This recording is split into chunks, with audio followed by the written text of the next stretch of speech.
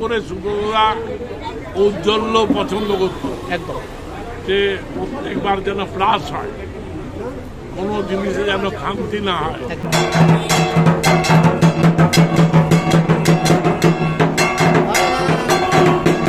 কিন্তু বাঁশ চলে এসছে, আজ রাত থেকে কিন্তু প্যান্ডেলের কাজ কিন্তু শুরু হয়ে যাবে। এদিকেও বাঁশ আছে এবং ওদিকে কিন্তু বাঁশ রাখা আছে। যদিও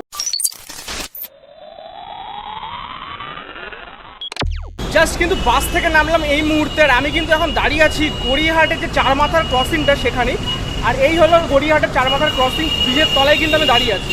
আর আজকে আমার যে ডেস্টিনেশন সেটা কিন্তু তোমরা কিন্তু অলরেডি তো বুঝতেই পেরে গেছো, একডালিয়া এভারগ্রিন। আর একডালিয়া এভারগ্রিন মানেই হচ্ছে দুর্গাপুজো, কেননা দুর্গাপুজোতে একডালিয়া এভারগ্রিন যদি আমরা না দেখি তাহলে কিন্তু পুজো অ্যাকচুয়ালি কিন্তু কমপ্লিট হয় না, এটা কিন্তু আমরা সকলেই জানি। তো আজকে কিন্তু তাদের খুঁটি পুজো হতে চলেছে, আর ঠিক এই রাস্তাটা দিয়ে চলে যেতে হবে।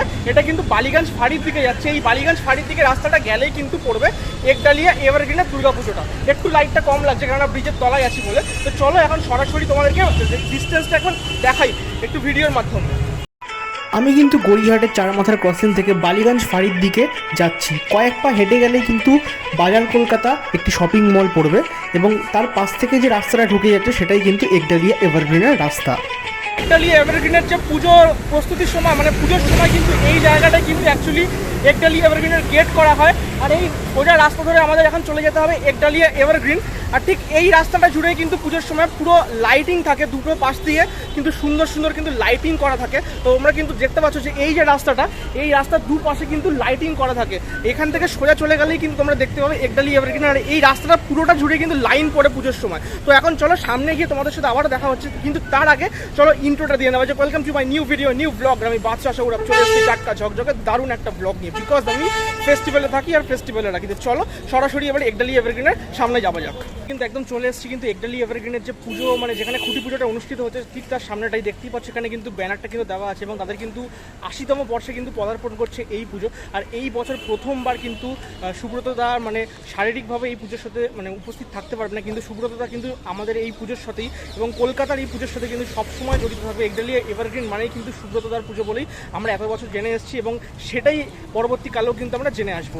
তো এবার চলো বেশি কথা না বলে সরাসরি কিন্তু তোমাদেরকে দেখাবো কেমন কি সেজে উঠেছে একডালিয়া এভারগ্রিন। আর তারপরে সরাসরি চলে যাবো পুজোতে।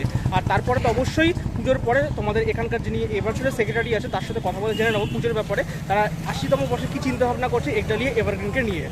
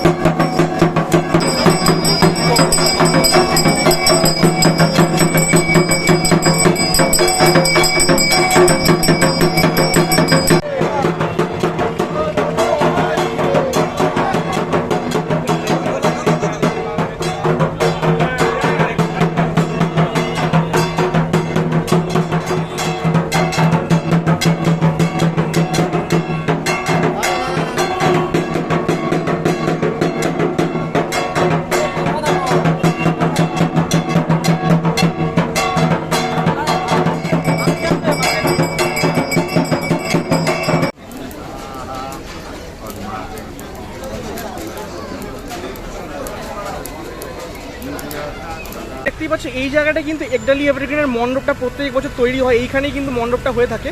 আর এই হচ্ছে দেখো অলরেডি কিন্তু বাঁশ চলে এসছে, আজ রাত থেকে কিন্তু প্যান্ডেলের কাজ কিন্তু শুরু হয়ে যাবে। এদিকেও বাঁশ আছে এবং ওদিকেও কিন্তু বাঁশ রাখা আছে যদিও। তো মোটামুটি তোমাদেরকে দেখিয়ে দিলাম এই হচ্ছে মণ্ডপের জায়গাটা, আর এই হচ্ছে অলরেডি বাঁশ চলে এসছে। এইখান থেকে মোটামুটি লাইন টাইন পরে পুজোর সময় তোমরা বুঝতেই পারছো। তো চলো এবারে কিন্তু এখানকার যিনি মেম্বার আছেন তার সাথে কথা বলে জেনে নিই যে কী চিন্তাভাবনা করছে একডালিয়া এভারগ্রিনকে নিয়ে। 80 বছর পড়ছে এবারে একডালিয়া এভারগ্রিন, কি চিন্তা ভাবনা আছে? কেন সুব্রতদা 50 বছর আগেও ছিল সভাপতি, এবছরও সুব্রতদা রয়েছে। প্রত্যেকটা খুঁটির সাথে প্রত্যেকটা ক্লাবেতে বাইরে ভেতরে সব জায়গায় সুব্রতদা ছাড়া একজালি এভারগ্রিন ক্লাবের পুজো কোনোদিন হয়নি, আজও হবে না, ভবিষ্যতেও। একদমই একদম। আর একজালি এভারগ্রিন মানেই সবাই জানি যে একটা ঐতিহ্যবাহী পুজো এবং সাবেকি পুজো। এবছর আরো বড় করে তোমরা কি চিন্তা ভাবনা করছো কি একটু জানো? জানো করে সুব্রতদা ঔজ্জ্বল্য পছন্দ করতো, একদম যে প্রত্যেকবার যেন প্লাস হয়, কোনো জিনিসে যেন খামতি না হয়। একদম সুতরাং গত 2 বছর আমরা কোভিডের জন্য একটা জায়গায় টেনেছিলাম, এবছর একটু ছাড় আছে, আমরা আগের থেকে। একেবারে। আজকে খুঁটি পুজো হয়ে গেল, মানে শুভারম্ভ হয়ে গেল। হ্যাঁ, তো কবে থেকে মণ্ডপের কাজ যদি শুরু হচ্ছে বলো? মণ্ডপের কাজ আজ রাত থেকে বন্ধ হয়ে আজ গেছে। রাত থেকে শুরু হয়ে যাচ্ছে। কবে কি উদ্বোধনের চিন্তা ভাবনা আছে এবছর? মুখ্যমন্ত্রী যেদিনকে টাইম দেন, আমরা চিঠি করেছি, উনি যেদিনকে টাইম দেবে সেইটা করবো। সেই হিসাবে হবে। আচ্ছা, তো র্যালি তো সামনে আছে, যা যা প্রোগ্রাম দেবে গভর্নমেন্ট আমরা পার্টিসিপেট করবো। করবে। আচ্ছা, ওকে। তো দর্শকদের উদ্দেশ্যে শেষ কিছু যদি বার্তা থাকে, কেন 2 বছর করোনা ছিল, সেভাবে এনজয়মেন্ট করতে পারেন লোকে। দর্শকরা আসুন, আমাদের মায়ের আশীর্বাদ গ্রহণ করুন, আসুন। Thank you, thank you. তো বন্ধুরা, একজালি এভারগ্রিনের খুঁটি পুজোটা কিন্তু তোমাদেরকে দেখালাম এবং এখানকার যিনি সেক্রেটারি ছিলেন তার সাথে কথা বলে জেনে নিলাম যে কী চিন্তাভাবনা তারা কিন্তু করছে, এবং তিনি কিন্তু খুবই আবেগতাড়িত হয়ে গেছিলো বাইকটা দেওয়ার সময়। সেটা তার কথা শুনেই বোঝা যাচ্ছিলো। সুব্রতদাকে নিয়েই কিন্তু এই পুজোটা দেখতেই পাচ্ছ। আমি কিন্তু এখন এখান থেকে কিন্তু বেরিয়ে যাচ্ছি। তো আজকের এই ভিডিওটা কেমন লেগেছে সেটা অবশ্যই জানাতে কিন্তু ভুলো না। আর অবশ্যই ভালো লেগে থাকলে লাইক আর কমেন্টটা করে জানিও কমেন্ট বক্সে। আর এছাড়াও বন্ধু বান্ধবদের সাথে শেয়ার করে নিও, কেননা একজালি এভারগ্রিন মানেই হচ্ছে একটা ঐতিহ্যবাহী পুজো।